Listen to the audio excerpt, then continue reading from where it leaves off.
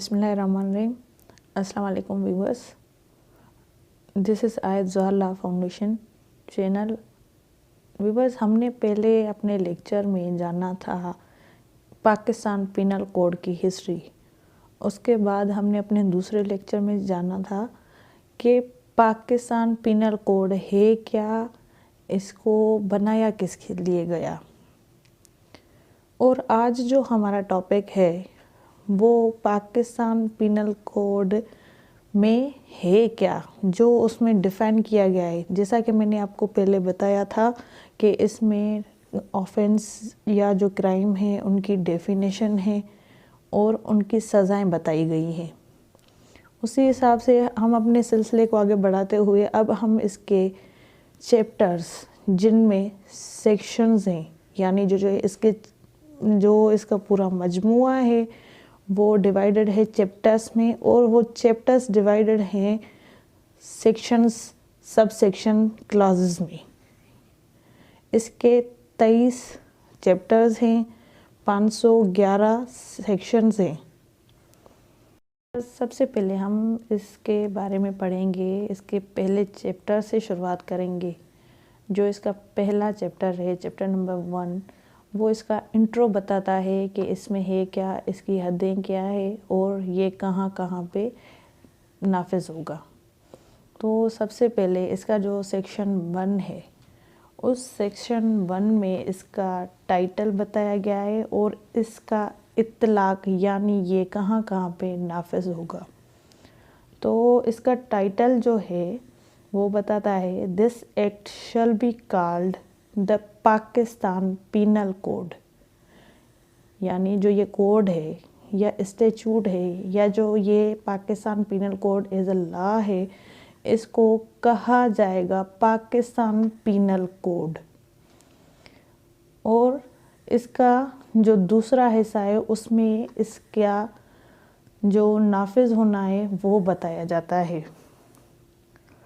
And shall take effect throughout Pakistan, यानी जो इसको नाफिजुल अमल है, इसका इत्तलाक पूरे पाकिस्तान में किया जाएगा या होगा, जो आज तक कंटिन्यू है। ये था सेक्शन 1। सेक्शन 1 में हमने पढ़ा इसका नाम और इसका इत्तलाक कहाँ कहाँ पे होता है। बस ये तो था सेक्शन 1। अब हम पढ़ेंगे इसके सेक्शन 2 को। Section 2 Pakistan penal code, the 45 act of 1860। अब क्या कहता है वो हम देखते हैं। सेक्शन 2 इसका कहता है, punishment of offences committed with in Pakistan. उन जराइम की सज़ा जो किए गए हों पाकिस्तान में, विद इन पाकिस्तान में। अब इसकी हम डेफिनेशन को पढ़ते हैं। Every person shall be liable to punish under this code and not otherwise for every act or omission contrary to the provision thereof, of which he shall be guilty within Pakistan। हर वो शख्स जो जिम्मेदार है, यानी liable, जिस पे जिम्मेदारी आयद होती है, उसको पनिशमेंट दी जाएगी इस कोड के तहत।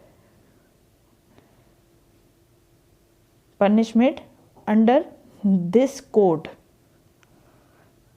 एंड नॉट अदरवाइज, इसके अलावा नहीं, यानी पाकिस्तान पिनल कोड के तहत उसको सज़ा दी जाएगी, इसके अलावा नहीं। किस चीज़ की सज़ा दी जाएगी? फॉर एवरी एक्ट, हर उस काम इसमें ये काम नहीं जो हम आम करते हैं। काम मीन्स कोई भी ऑफेंस जो स्टेट की तरफ से फॉरबिडन था लेकिन उसने किया, और ओमिशन, जो आप बाउंड टू ड्यूटी हैं लेकिन आपने नहीं किया।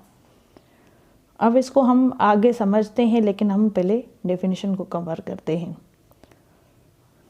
और ऐसा कुछ उसको नहीं दिया जाएगा इस कानून के तहत जो इस कानून के खिलाफ हो।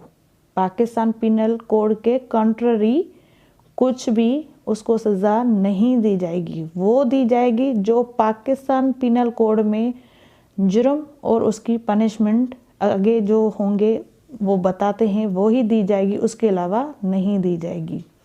जो भी पाकिस्तान में कसूरवार ठहराया गया। अब हम इसके दो वर्ड्स जो यूज़ हुए हैं, एक्ट और ओमिशन। एक्ट मैंने पहले भी आपको बताया है कि स्टेट जब लॉज बनाती है तो आपको कुछ कहने को बोलती है और आपको कुछ ना कहने को बोलती है। अब स्टेट ने कहा है चोरी नहीं करनी, एग्जाम्पल ले, चोरी नहीं करनी, लेकिन आपने चोरी की तो ये क्या बन गया, आपका एक्ट बन गया। और स्टेट कहती है कि ये आप पे जिम्मेदारी आयद होती है, यानी ये आपकी ड्यूटी है कि आप पब्लिक को सेफ रखें। पुलिस को कहती है पब्लिक को सेफ रखें, किसी भी ऐसी जगह जहाँ कुछ भी ऐसा हमला हो, कुछ भी हो, डकैती हो, तो पुलिस की जिम्मेदारी होती है उस मामले को हैंडल करे। लेकिन पुलिस वहाँ मौका वारदात पे नहीं पहुँचती, तो ये पुलिस की ओमिशन है। या हम सादा सा मिसाल लें, कोई भी बिल्डिंग हो उसमें होता है वॉचमैन, ठीक है।